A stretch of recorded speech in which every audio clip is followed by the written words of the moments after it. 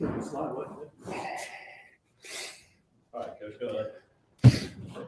Thanks for sticking around, guys. I appreciate that. Not exactly how we drew it up, but wins are wins, and in our league, you got to stack them when you can get them. So really proud of our team, the resilience they showed, fighting back in game one, fighting back in game two. Had some unlikely heroes today. Obviously, Jacob Burley in game one gets the game winner, and Nate Wysong, in game two gets out there and calm, cool, and collected and gets 3 kind of easy outs. So really proud of those 2 guys. In game 2, Cade Lewis hits the big home run. Blake, we knew Blake was on short rest and he wasn't feeling great. So we were going to be on a short pitch count with him. We're hoping to get 5 out of him, but, only got 4. And then, Hayden didn't throw the ball as well as he's been throwing it. But again, give credit to the Miami hitters for that. But, Matt Bedford came and got us a big shutdown inning there in the 7th.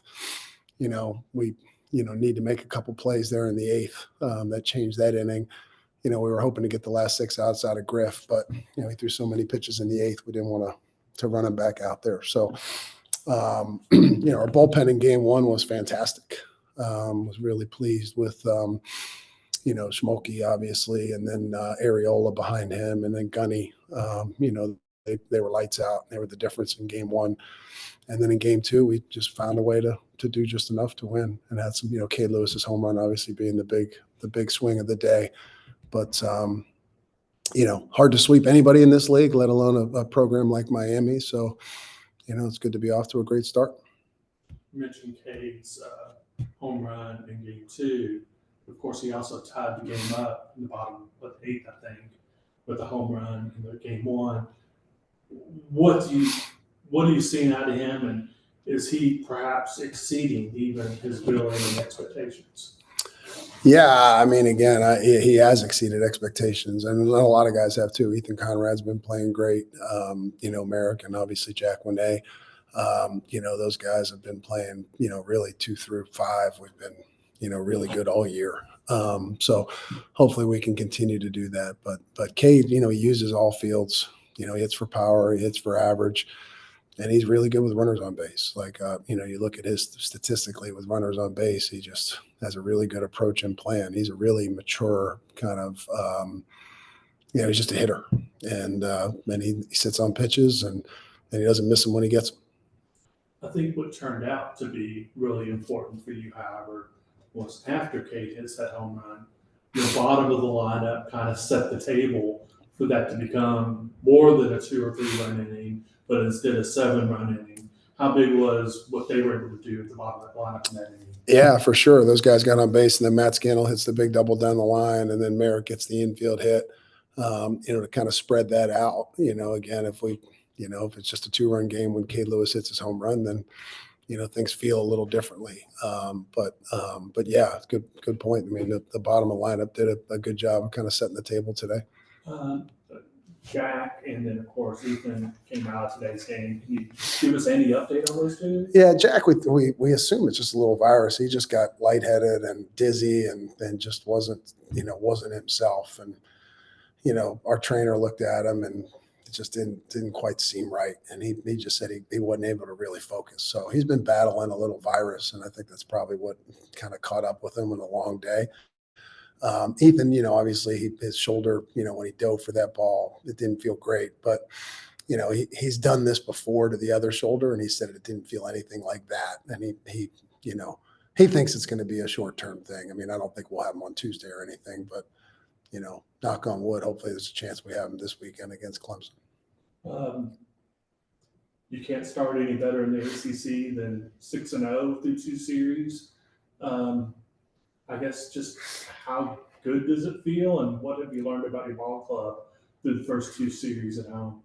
Well, it feels great. I've learned that we've got some toughness. Came back in both games today. Yeah, and then and even against Notre Dame, there was a couple times they responded and we answered right back. So, and same thing against Coastal. We were kind of shaky earlier in that Coastal game, and then spread things out. We were down early against App State. So, this team has shown the ability to battle back and put some at bats together. I thought today, I wasn't real happy with our day offensively today, even though we scored 12 runs in that second game. I thought we chased a little too many pitches out of the zone. That's something we haven't been doing recently, but did in that second game. Now, obviously, Walters has a big arm, and that leads to some of that. But I've come to expect us to control the strike zone a little better than we did today.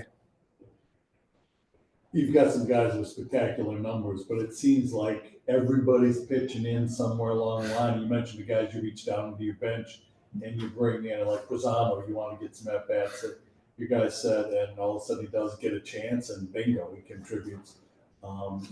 Very good way to build a group that way with everybody contributing. Yeah. And again, I still think there's more left in this team. We got a couple guys that aren't playing as well as I think they're capable of right now. I think Antonio Morales, hopefully we can get him going because I think he could be a big piece of what we're trying to do. So hopefully we've got to find a way to kind of get Toner back to being confident and playing like we know he's capable of. So, and then we've got some other guys that kind of fit in that bill as well. So I think there's more left in this team. Yeah, Jimmy Keenan, he got a big double today, big 2-out double today in that inning. We, by my count, we had at least 5 at-bats where we had a runner in third with less than 2 outs and didn't cash in.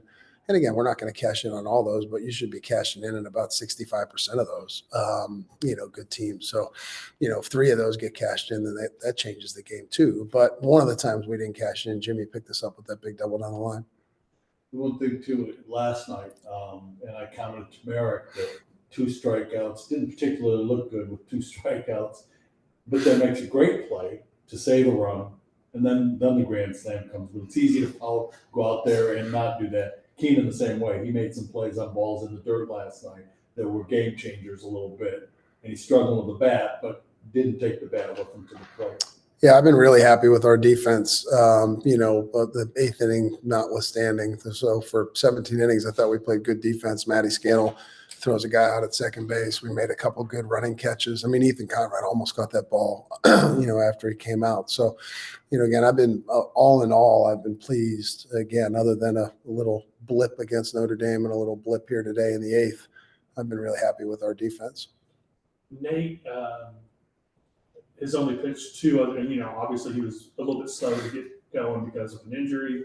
His only 2 innings thus far against midweek competition, and you had the confidence to put him out there in a pretty high leverage situation.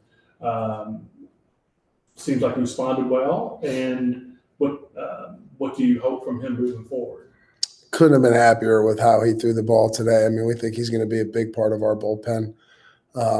And again, I just was happy with his low heartbeat. He went out there. He didn't look nervous at all. He looked comfortable, and he threw his fastball in there. I mean, again, he didn't shy away from throwing his fastball out over the plate and saying, here's my best pitch, hit it. And then obviously he made a good pitch on the breaking ball to end the game. He bounces the one to try to get a chase and then backs it right up with one he lands. So he's such a good athlete, and he was a 3-sport guy in high school, and he's got that competitive fire, and he's a good athlete. So he makes adjustments pitch to pitch, and we're excited about him. I mean, we're excited about him and Chris Lavonis, and Duncan Marston had a really good throwing day today. So we're more encouraged about him. Again, he's still weeks away. I mean, he's not going to pitch in March, but I'm more encouraged about Duncan helping this team this year than I was, say, a week or so ago.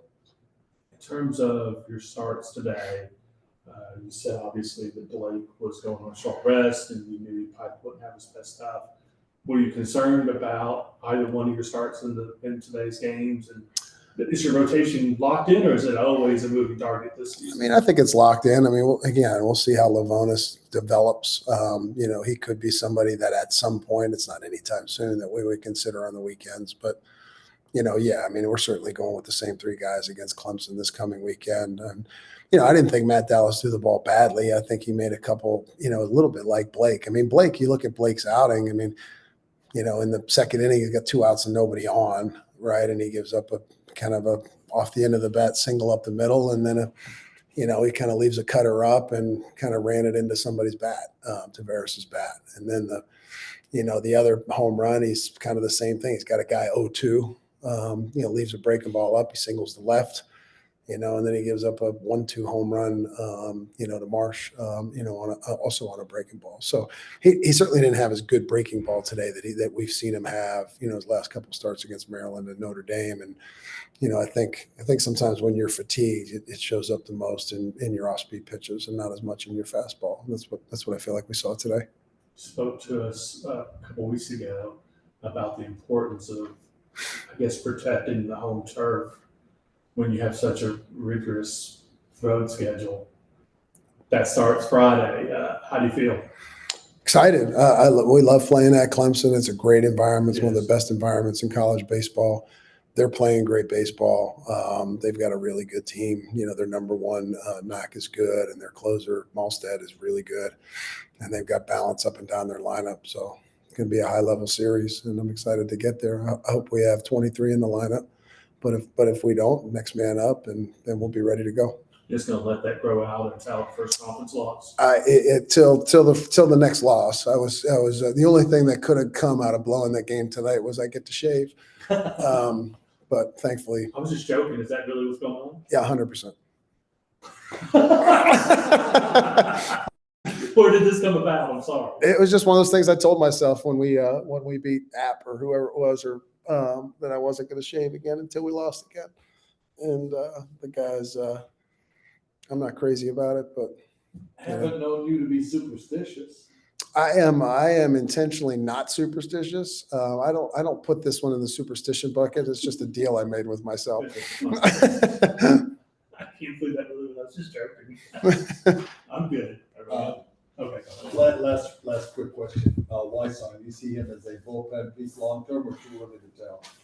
Yeah, long term. I don't think he's a starter type yet. I think it is in the future, next year. Certainly somebody as a starter, but I think this year he's going to be I suspect we'll probably see him out there again on Tuesday.